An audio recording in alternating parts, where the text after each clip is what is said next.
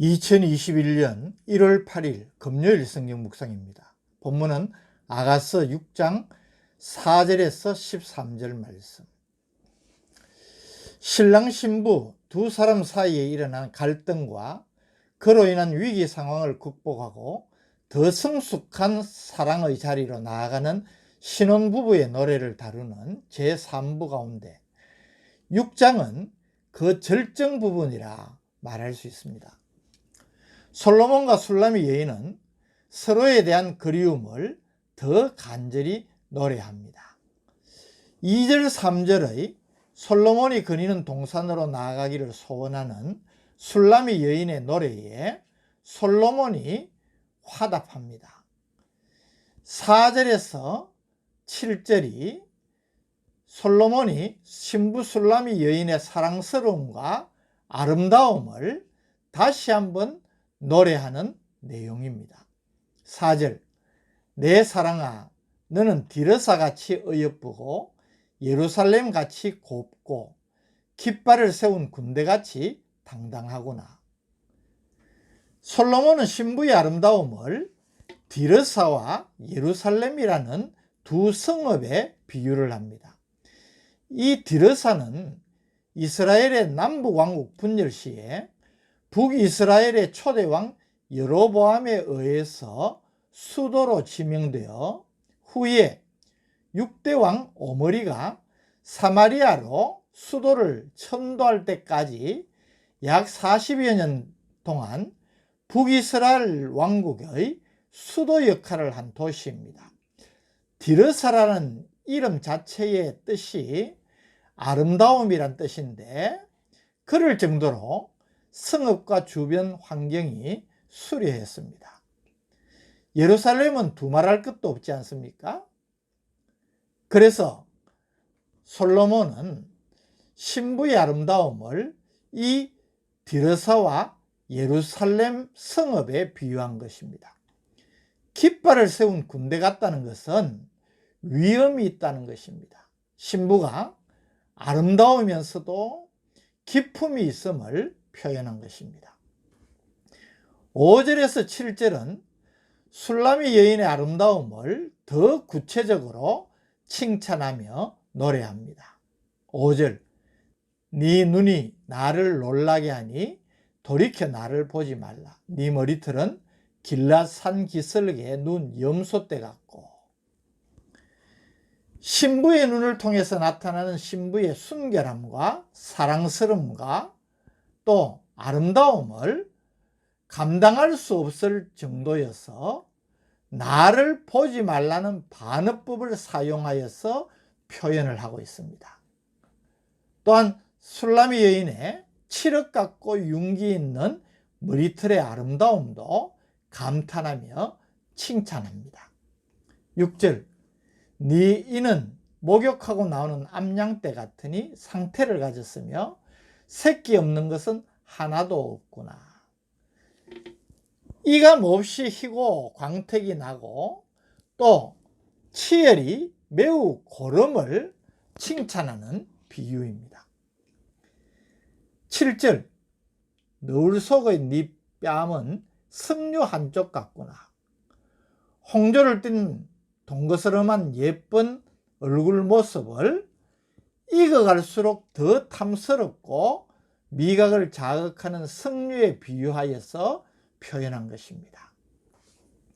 8절, 왕비가 60명이요 후궁이 80명이요 시녀가 무수하되. 열왕기상 11장 3절에 의하면 솔로몬은 700명의 후궁과 300명의 빈장, 즉 첩을 두었다고 기록하고 있습니다. 때문에 오늘 이 아가서 본문 8절의 내용은 솔로몬의 통치 초기의 상황을 기록했다는 것을 알 수가 있습니다. 솔로몬이 이렇게 많은 후궁과 빈장을 둔 것은 그 자체가 잘못이지만 비정상적이라 할 수 있는 이런 일에 정치적인 이유가 있습니다. 혼인, 외교, 즉 정략적인 결혼을 통하여서 주위 강국들과 동맹관계를 맺어서 강력한 국가를 유지하기 위한 정략적인 이유 때문입니다. 그러나 이 솔로몬의 불신앙적이고 비정상적인 이방인들과의 일부 다처 행위는 결국 이스라엘 백성들을 종교적으로 타락하게 만들었을 뿐 아니라 솔로몬의 통치 기반을 약화시키는 결정적인 요인으로 작용했다는 사실을 우리가 기억할 필요가 있습니다. 9절에 솔로몬이 자신에게 후궁과 빈장 등 여인들이 많다는 것을 굳이 언급한 이유가 나타납니다. 내 비둘기, 내 완전한 자는 하나뿐이로구나. 그는 그의 어머니의 외딸이요 그 낳은 자가 귀중하게 여기는 자로구나. 여자들이 그를 보고 복된 자라 하고 왕비와 후궁들도 그를 칭찬하는구나.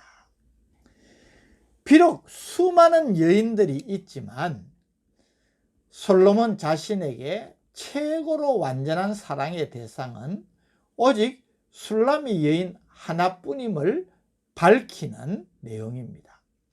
심지어 술라미 여인과는 경쟁 관계에 있고 시기를 할 수밖에 없는 왕비와 후궁들조차도 감탄하고 칭찬하는 술라미 여인의 아름다움과 심성, 그 모든 것이 탁월함을 표현하고 있는 것입니다. 10절은 5절에서 9절의 신랑의 노래에 대한 예루살렘 여인들의 합창입니다. 아침 빛같이 뚜렷하고 달같이 아름답고 해같이 맑고 깃발을 세운 군대같이 당당한 여자가 누구인가? 술라미 여인의 순결하고 아름답고 빛나는 아름다움을 아침빛, 달, 해에 비유하였고 또 그 기품을 깃발을 세운 군대같이 당당하다고 노래한 것입니다. 11절 12절은 신부의 노래입니다. 골짜기의 푸른 초목을 보려고 포도나무가 순이 났는가, 석류나무가 꽃이 피었는가 알려고 내가 호도 동산으로 내려갔을 때에 부지 중에 내 마음이 나를 내 귀한 백성의 수레 가운데에 이르게 하였구나. 여기 푸른 초목, 포도나무의 순, 석류나무의 꽃, 이런 표현은 모두 솔로몬과 술라미 여인의 사랑을 상징하는 것입니다. 저절로 자연스럽게 신랑에게로 이끌리는 신부의 마음을 보여주므로 신랑 신부의 재회를 강하게 암시하는 노래입니다. 13절은 신부의 노래에 화답하는 예루살렘 여인들의 합창입니다. 돌아오고 돌아오라 술라미 여자여, 돌아오고 돌아오라 우리가 너를 보게 하라. 너희가 어찌하여 마나임에서 춤추는 것을 보는 것처럼 술라미 여자를 보려느냐. 여기 술라미 여자라는 말이 나타납니다. 이 술라미 여인이라는 의미에 대해서 여러 가지 견해가 있지만 가장 지지를 받고 인정을 받는 것이 술렘 혹은 솔람으로도 불렸던 수넴 출신의 여인이라 라는 견해입니다. 술라미와 동일시대는 이 수넴은 나사렛에서 남쪽 11km 지점에 있는 곧 헬몬산 아래 이스라엘 평지에 있는 이사갈 지파의 한 성읍을 말하는 것입니다.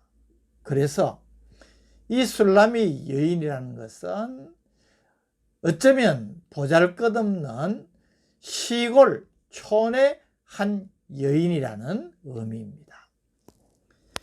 신부 술라미 여인의 아름다움을 사모하는 예루살렘 여인들이 술라미 여인이 속히 돌아와서 신랑과 행복한 삶을 누리면서 사랑 충만한 교제의 기쁨을 계속 누리기를 소망하는 노래입니다. 오늘 본문에서 솔로몬 왕이 다시 술라미 여인에 대한 사랑을 노래하고 있음을 보게 됩니다. 그리고 그 내용이 너무나 놀라울 정도로 사랑을 노래하는 것을 보게 됩니다.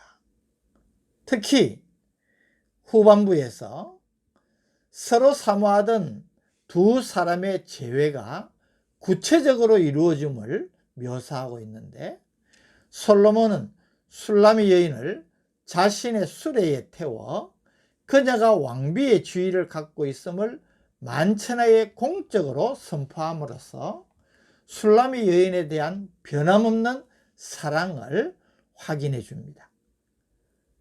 그리고 두 사람의 관계 회복을 축하하듯 술라미 여인의 춤을 보기를 원하는 예루살렘 여인들의 청을 허락하여 신부가 춤을 춤으로 아름다움을 마음껏 자랑하고 과시하게 만드는 것을 보여주는 것입니다. 사랑이 성숙할 수 있는 것은 서로에게 허물이 없어서가 아닙니다. 오히려 서로를 있는 그대로 받아들이고 이해하고 용납하며 품어주고, 때로는 큰 잘못이라도 용서를 하는 사랑을 할 때에 그 사랑이 더욱더 성숙하고 온전한 사랑의 자리로 나아갈 수 있는 것입니다. 술라미 여인이 어쨌든 큰 실수를 합니다. 그럼에도 불구하고 솔로몬은 그 술라미 여인을 용납하고 품어주고 변함없는 사랑으로 그를 용서해 줍니다.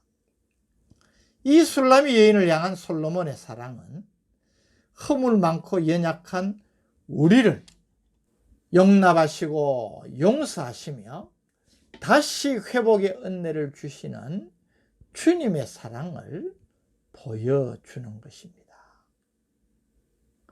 우리에게 너무나 부족함에도 불구하고, 추하고 부끄러운 존재임에도 불구하고 우리를 거듭 받아주시고 용서하셔서 사랑으로 품어주시는 그 주님의 사랑이 어떠한 사랑인지를 절절히 깨닫게 하는 것입니다.